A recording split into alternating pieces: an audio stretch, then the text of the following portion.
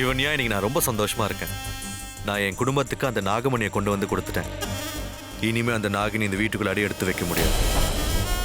என்னால என் குடும்பத்துக்கு ஏதோ செய்ய முடிஞ்சதுன்னு சந்தோஷமா இருக்கு. உனக்கே தெரியும்ல, என்னை பொறுத்த வரைக்கும் குடும்பத்தை தவிர வேற எதுவும் பெருசு கிடையாது.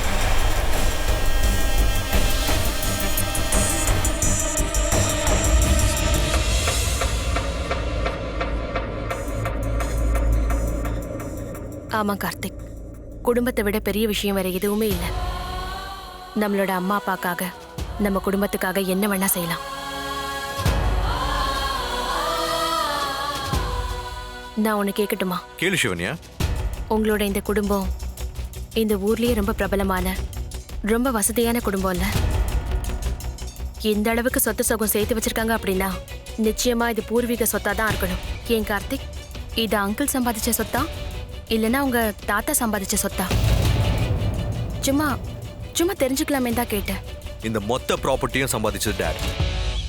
கடுமையா உழைச்சு இந்த சாம்ராஜ்யத்தை உருவாக்கி இருக்காரு, அதுவும் தன்னந்தனியா. Very good.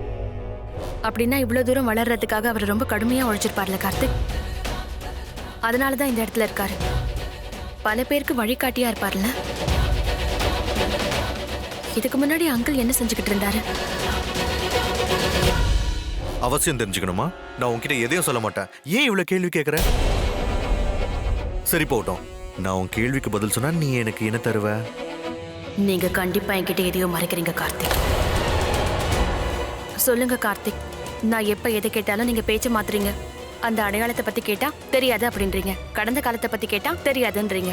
அட, நீங்க இந்த வீட்டோட புள்ள தானே, உங்களுக்கு எதுவுமே தெரியாதுன்னா எப்படி? போதும் போதும், நிறுத்துமா தாயே. என்ன கேட்கணுமோ கேளுமா. உங்க அப்பா இந்த நிலைமைக்கு வர்றதுக்கு முன்னாடி என்ன செஞ்சுட்டு இருந்தாரு? தோட்டக்காரனா இருந்தார். அவர் ஒரு தோட்டக்காரன். ஆமாமா, ஒரு பரம ஏழைதான்.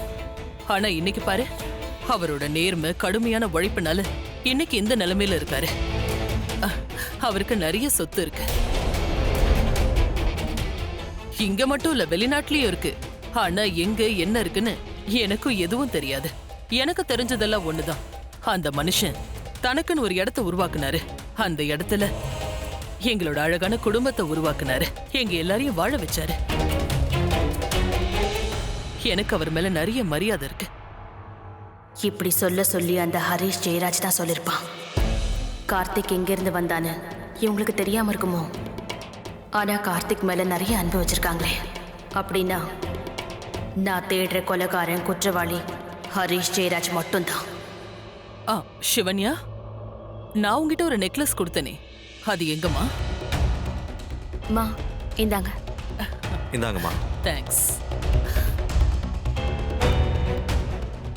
வேற ஏதாவது கேட்கணுமா? கார்த்திக், உங்க அப்பா தோட்ட வேலை செய்யறவர்னு உங்க அம்மா சொல்லும்போது நீங்க கொஞ்சம் கூட ஆச்சரியப்படவே இல்லையே. இத பத்தி உங்களுக்கு முன்னாடியே தெரியுமா என்ன? அம்மா சொல்லிருக்காங்களே. அப்படின்னா ஏன் என்கிட்ட சொல்லாம இருந்தீங்க? ஏன்னா டாட பத்தி இது வரைக்கும் நம்ம இப்படி பேசினதே இல்லையே. இனிமே என்னால பதில் சொல்ல முடியாது. பயங்கரமா தூக்கம் வருது, தூங்கலாம் வா. இல்ல அப்படியே எங்கேயாவது வெளியே போலாமா?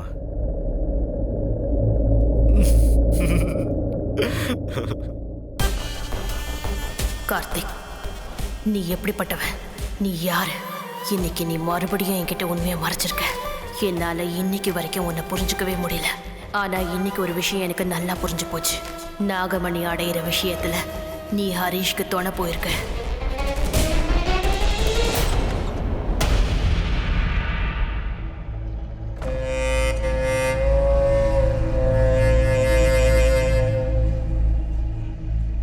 என்னங்க, இப்பெல்லாம் உங்க மருமக உங்களோட வாழ்க்கைய பத்தி தெரிஞ்சுக்க ரொம்பவே ஆர்வமா இருக்கா. அவ என்கிட்ட இவ்வளவு பெரிய பணக்காரன் ஆகிறதுக்கு முன்னாடி நீங்க என்னவா இருந்தீங்கன்னு கேட்டா. வேற என்ன சார், நீ என்ன சொன்ன? நான் அவகிட்ட தோட்டக்காரன்னு சொன்னேன்.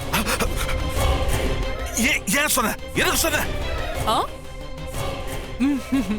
சும்மாதான் சொன்னேன். அதுக்கே ஒரு ரத்தம் எவ்வளவு கொதிக்குது மாதிரி. நீ ஒரு தோட்டக்காரன் தானே? நீ ஒரு தோட்டக்காரன் தானே? தோட்டக்காரன்னு சொல்லாம வேற என்ன சொல்லுவாங்களா? என்னவோ நான் தப்பா சொன்ன மாதிரி ஷாக் ஆகி நிக்கிறேன். ஹே மாரி, உன்னை பத்தி என் மருமக கிட்ட கொஞ்சம் அதிகமாவே பாராட்டிட்டு வந்திருக்கேன். என் புருஷன் ரொம்ப நேர்மையானவன், ரொம்ப கடுமையா உழைக்கிறவன், அப்புறம் ஒன்னாலதான் இன்னைக்கு இந்த குடும்பம் மேலோக்கி நிக்குதுன்னு சொன்னேன். கொஞ்சம் கூட வாய் கூசாம சொல்லிட்டு வந்துட்டேன். ஏய், வாய பார்க்காத. இன்னைக்கு அந்த டீலை முடிச்சாகணும். நாகமணியை கொடுத்துட்டு டோட்டல் அமௌண்ட்டையும் டாலரா வாங்கிட்டு வந்துரு. நம்ம கிட்ட இருந்து வாங்குறானுங்களே, அவனுங்க பல கோடி சம்பாதிப்பானுங்கல்ல. ஆனா அதுக்கும் மேல வேற என்ன கிடைக்கும் அது உனக்கு தெரியும்ல? தெரியும்ல மாரே? கிடைக்க போறது இந்த உலகத்துல இருக்கிற சொத்தை விட, இயற்கையோட வளத்தை விட, இந்த பிரம்மாண்டத்தை விட, எல்லாத்தையும் விட ரொம்ப பெருசு, ரொம்ப பெரிய விஷயம். அது அந்த நாகமணி நமக்கு தரப்போகுது. இன்னொரு விஷயம் உனக்கு ஞாபகம் இருக்குல்ல? டீல் முடிஞ்ச உடனே கார்த்திக்கோட கதையை முடிச்சிடணும். அதுக்கப்புறம் நமக்கு அந்த சிவன்யாவும் தேவைப்பட மாட்டா. என் மருமக சிவன்யா கார்த்திக் உயிரை எல்லா நேரத்திலையும் காக்குறவ. அவ என் கால் தூசிக்கு சமம். கார்த்திக் ஒருத்தன் தான் நல்லவன் எதிர்பார்த்தேன். அவனும் அவங்களோட சேர்ந்து வந்தான். எல்லாருமே ஒரே எண்ணத்துல இருக்காங்க. ஒருத்தர் கூட உண்மையானவங்க இல்ல, எல்லாருமே போய் சொல்றாங்க. அந்த ஹரிஷ் ஜெயராஜ் தான் என் அம்மா அப்பாவோட சாவுக்கு காரணம் நினைச்சேன். இன்னைக்கு உனக்கே தெரிஞ்சிருச்சுல? இது வரைக்கும் நீ ஒத்துக்காத விஷயத்தை ஒத்துக்கிறியா? ஒத்துக்கிறேன் ஸ்ரேயா. ஹரிஷ் ஜெயராஜோட கடந்த காலத்தை பத்தி கேட்டப்போ அந்த கார்த்திக் எதுவுமே தெரியாதவன் மாதிரி இருந்துட்டான். நான் அவன் ரொம்ப நல்லவன்னு நம்பினேன். இவ்வளவு பழகியும் என்னால அவனை புரிஞ்சுக்க முடியல.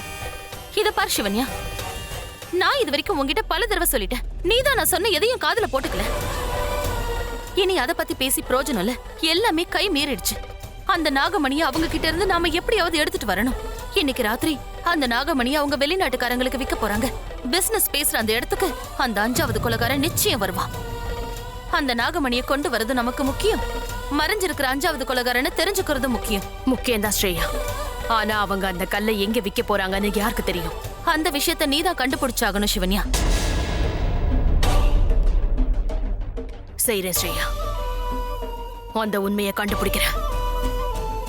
இன்னைக்கு ராத்திரி அவங்க எங்க பார்க்க போறாங்கன்னு தெரிஞ்சுக்கிறேன். இறைவனுக்கு சொந்தமான அந்த நாகமணியை நாம எப்படியும் எடுத்தே ஆகணும். அதை அவர் பாதத்துல வைக்கணும். சர்வேஸ்வரா, உங்க மணியை கொண்டு வர போற எங்க 2 பேருக்கும் நீங்க தான் பாதுகாப்பா இருக்கணும். ஓம் நம சிவாய. ஓம் நம சிவாய. நாகமணியை கொண்டு வரேன்.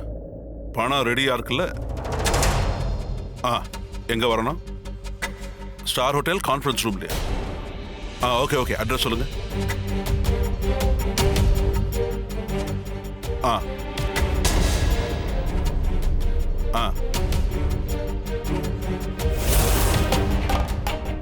Okay okay okay.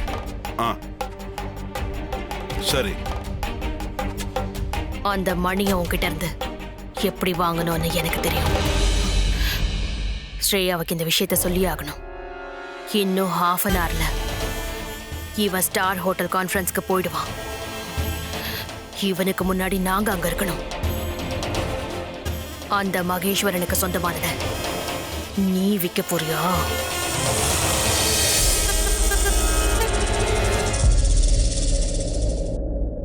சாரி, உங்களை ரொம்ப காக்க வச்சிட்டோம். சலாம் சார், சலாம். சலாம் சலாம். அது சரி, நீங்க யாருன்னு சொல்லவே இல்லையே. மிஸ்டர் ஹரிஷ் ஜெயராஜ் தான் எங்களை அனுப்புனாரு. அவருக்கு ஒரு அவசர வேலை வந்ததுனால கொஞ்ச நேரம் ஆகும்னு சொல்ல சொன்னாரு. அவருக்காக நீங்க காத்துட்டு இருக்க வேண்டியிருக்கோம்ல. உங்ககிட்ட பேசிட்டு இருக்கதான் நாங்க வந்தோம். என்னடா முன்ன பின்ன தெரியாத உங்ககிட்ட எப்படி பேசுறதுன்னு யோசிக்க வேண்டாம். ஆம்பளைங்க கிட்ட பேசுறதுக்கு தான் நாங்க ரொம்ப யோசிப்போம்.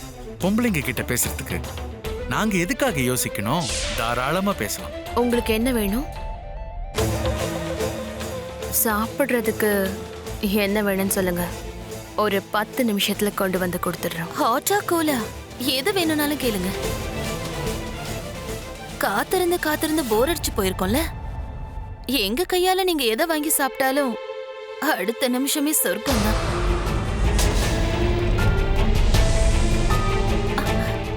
என்ன அப்படி பாக்குறீங்க? சொர்க்கத்துக்கே போன மாதிரி இருக்குன்னு சொன்னேன். என்ன அமிர்தம் கொண்டு வரவா?